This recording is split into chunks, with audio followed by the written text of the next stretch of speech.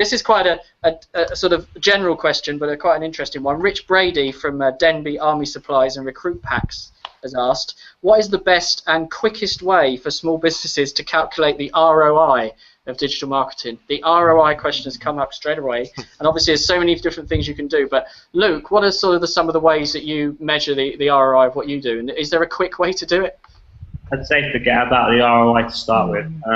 All of the platforms, kind of, whether it's social media, email marketing, whatever, for me it's a means to engage with people. So if you're running a legitimate business that's interesting, that is kind of set up to kind of do a great job to kind of engage the customers, then I think if you kind of use these tools like email marketing and social media, eventually you'll get some value back.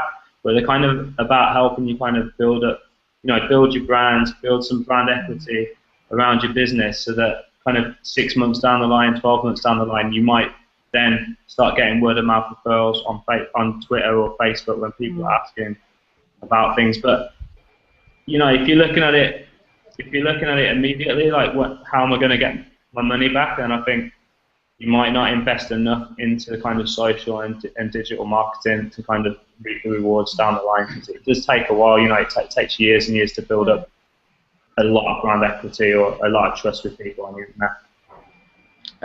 Tamsin, what do you say when people say to you, how am I going to get my money back on this money I'm putting into all this digital stuff?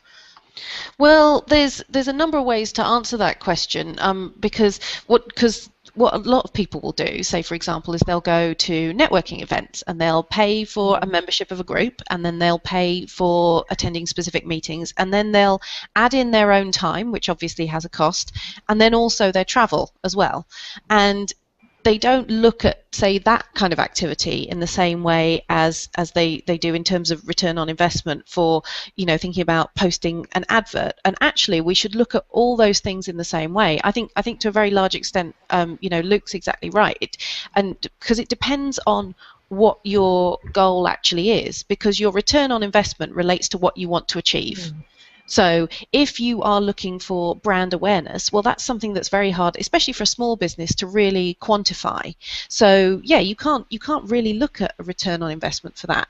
And it might be that you just say, okay, well, what I'm going to do is I'm going to wait till the first person who orders from us, or who books an appointment, when they answer the "How did you find us?" question, says, "I found you via social media." Maybe that's going to be your thing where you're going to know that it's working for you.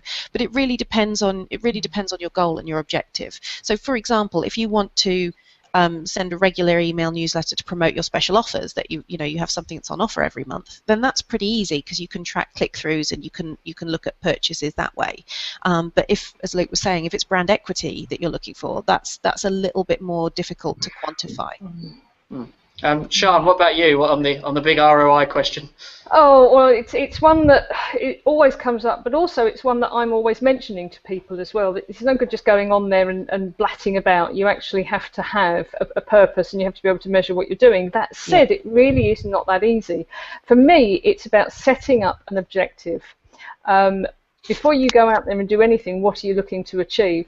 The other thing is, certainly online activity doesn't operate in isolation of everything else that you're doing. Your marketing is your marketing, and be that online or offline, they actually interact, and that's what makes it so difficult to measure ROI.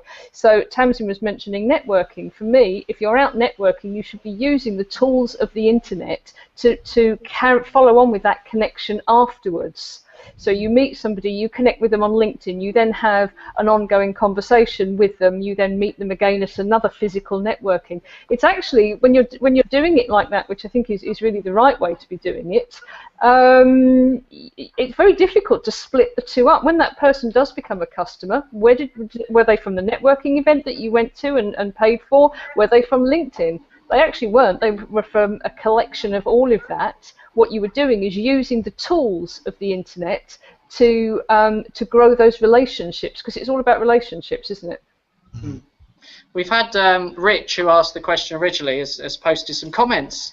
So it looks like he said, I've been doing it for years, Luke, and So he obviously was just trying to, to get his expertise in. It's not a question of when I'll get my money back, but really drilling down which content is working the most. And he said to you, Tamsin, unfortunately, Tamsin, most people don't answer that question at checkout. So I think Rich has some expertise that maybe he's trying to get a seat on the panel. Yeah, I think if you're at that level of experience where you have got a certain amount of data, then you should be able to tell what kind of content, say for example, is working for you, because you can look at your analytics.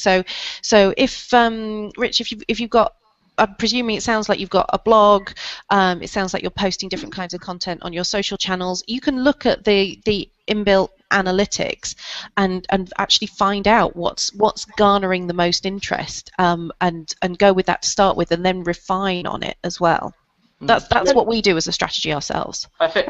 Can I weigh in here? Because somebody mentioned analytics, and really, when you get that far down the line, looking at the content is only talking about what content is working for you, and then you hone that. Ultimately, it is about having analytics, be it Google Analytics, at the end result, so that you can see actually what's coming through, and then it becomes measurable. Looking at what content works is, for me, that isn't your return on investment. That's looking at what works.